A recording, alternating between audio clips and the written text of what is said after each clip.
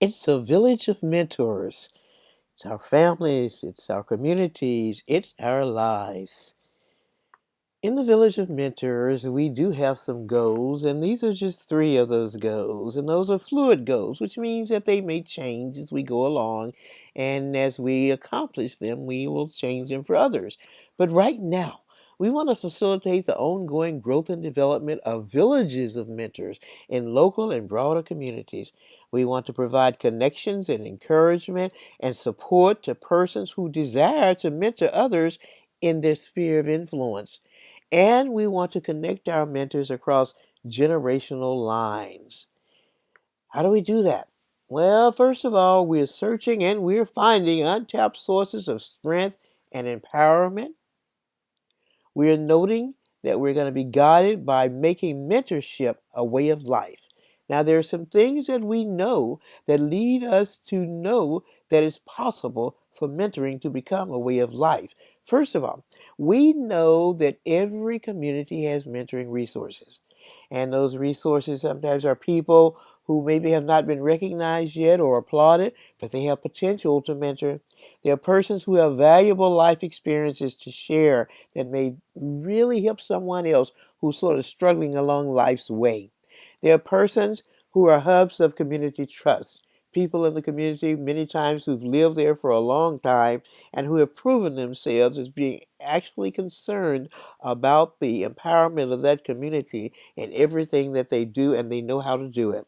And then there are persons who have connections inside and outside the community. These are people who may still live in that community, who have worked outside the community. They may be people who used to live in the community and they've moved away now, but they have uncles and aunts and cousins and nieces and nephews and mothers and fathers and best friends and all kinds of people who still live there that makes them still a very important part of that community, but they're untapped as a community resource. In our trail or our journey toward making mentoring a way of life, there are some things that go into place. Number one is starting just within our own households and assisting our family members to identify what their strengths are, to identify how they can mentor each other, to assist our neighborhoods. That's sort of the next step, to identify what their strengths are and how they can share those strengths in a situation, in a scenario in which mentoring is just a way of life. To assist ourselves as individuals to identify our own strengths and to learn how we can then make mentoring a way of life in everything that we do. And then learn how we can mobilize all of these different strengths and more into a village of mentors. And by all means, as we're moving forward, to recognize and applaud every success, because we have learned that by applauding success, people tend to repeat success and increase success. We see this village of mentors as being a way to reclaim and regain strength in our local communities. We see it as a way to reduce, collectively be involved in the reductions of some of the disparities that we see. We recognize and we try to strengthen our own role as mentors. We see that we can become a hub for the creation of interconnected mentoring networks. And by we, I mean not just the village projects. The village projects is just an umbrella, but I mean our families, our organizations, our neighborhoods. We can all become a hub for the creation of interconnected mentoring networks. Instead of working separately, we can all be pulled in together and see our collective strength, because that collective strength is really what becomes our mentoring assets. And this is a way of mobilizing those assets. Every person who is mentored must become a mentor to someone else. Let me repeat that. Every person who is mentored successfully must become a mentor to someone else.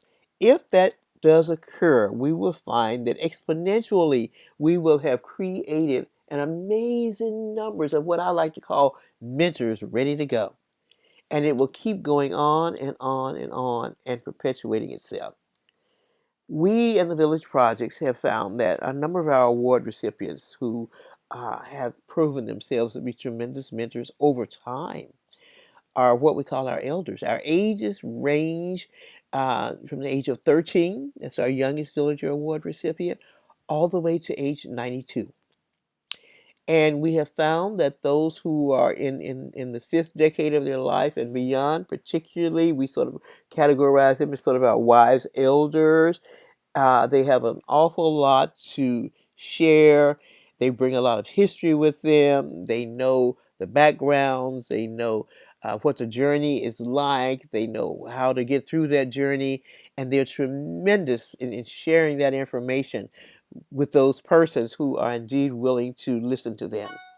And then we found that we have young people who are very energetic, very energetic.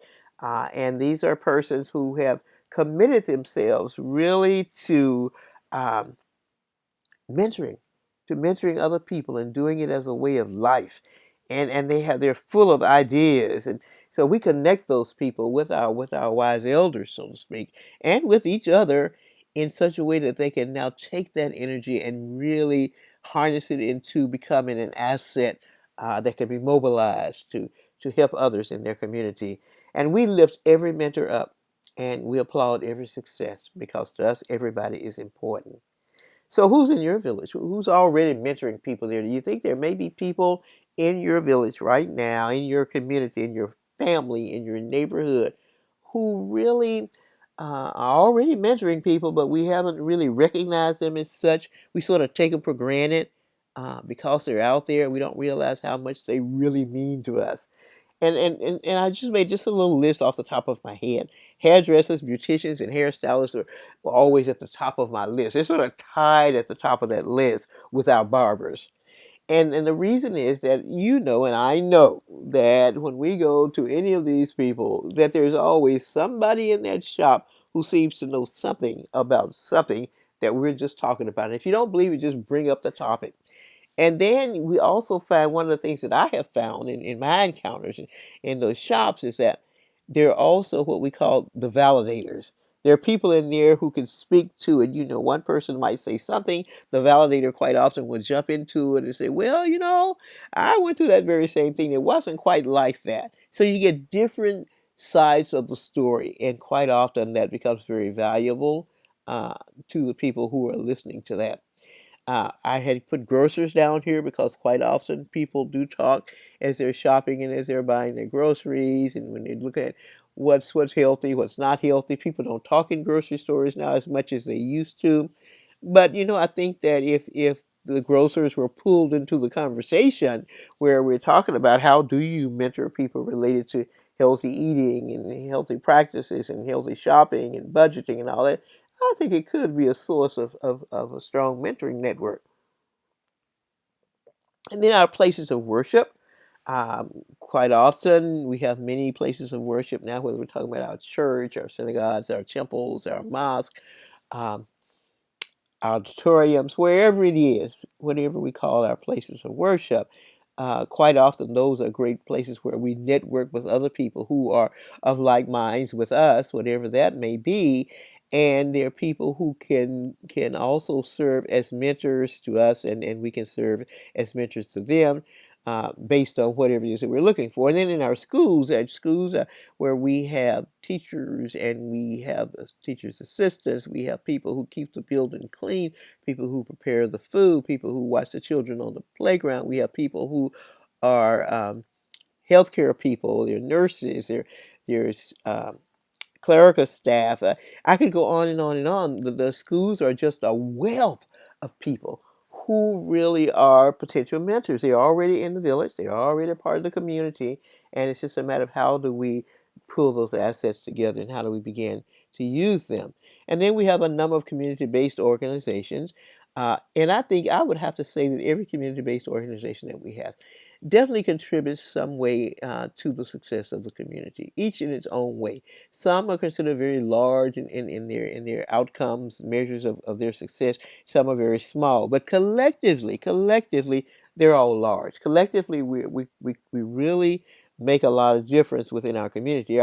Our challenge and our opportunity is to now somehow network all of these many community-based organizations that we have within the African American community and within in the community for African immigrants as well.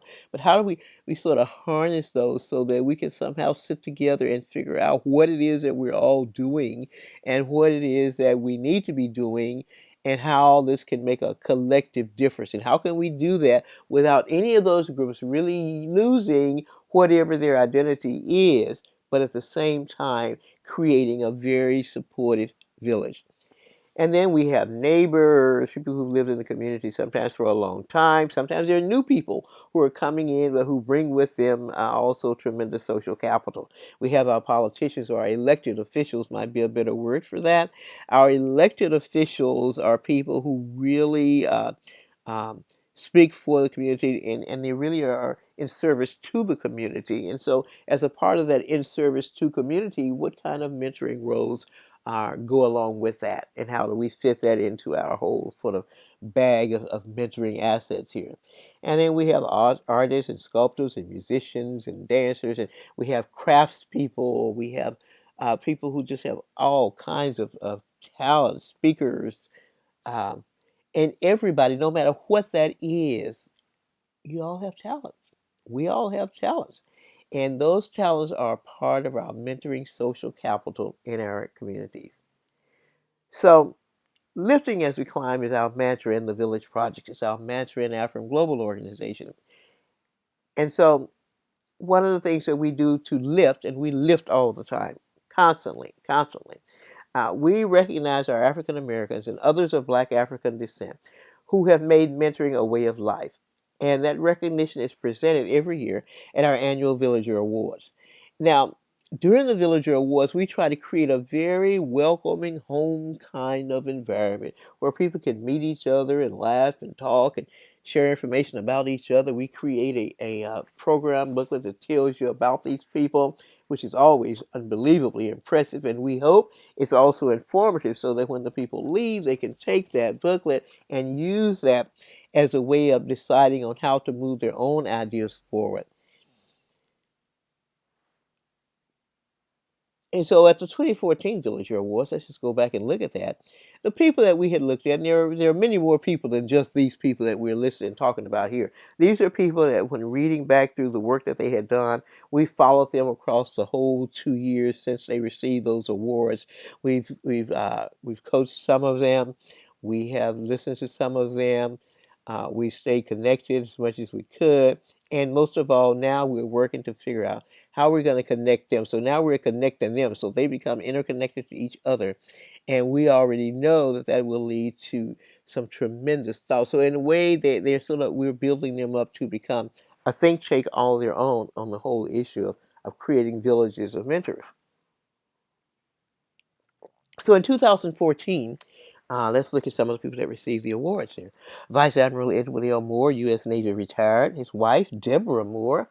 Travis Hicks, Sojourner Kincaid Rowe, Rod Rowe, Sherry Sanders, Dorothy Paynes, George Kelly, Nick Terhune, Samira Carr, and Artrilla Scott. Now, Trilla Scott was the first posthumous first person to receive a posthumous Villager Award. She indeed is applauded for having been a true mentor to the founder of the Village Projects. She has been a true mentor to many people within the community in Long Beach in which she resided. Nick Terhune and Samira Carr are both two of our younger recipients. Samira Carr, at the time she received the Villager Award, was a 13-year-old middle school student.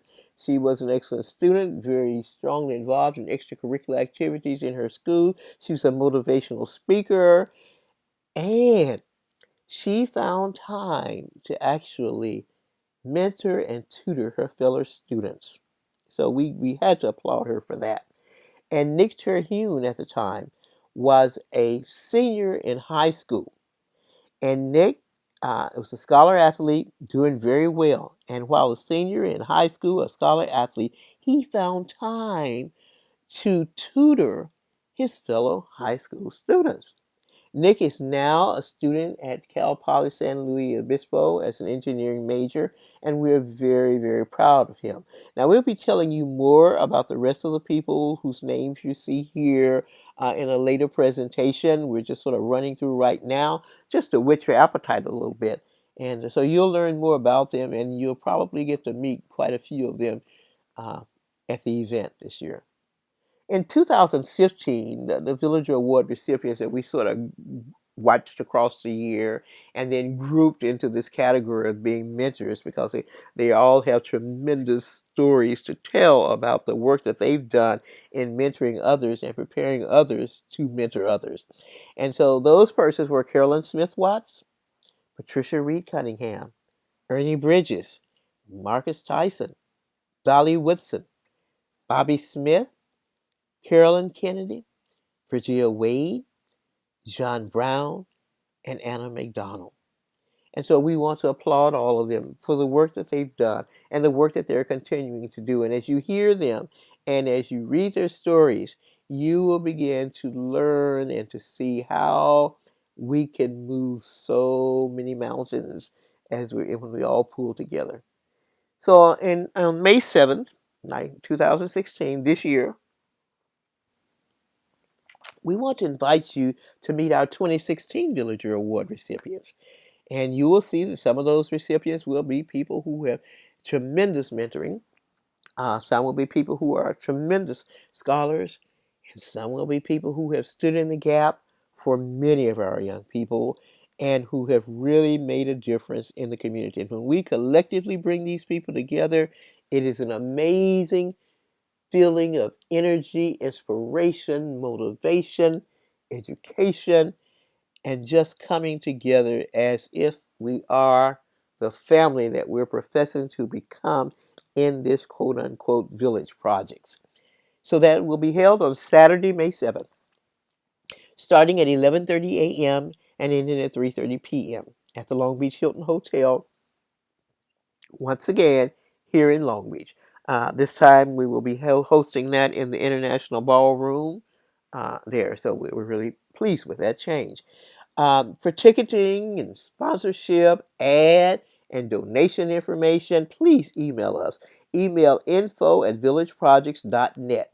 Info@villageprojects.net. Just email us and so that we can get you on our email list and we will make sure that you get all the information that you need.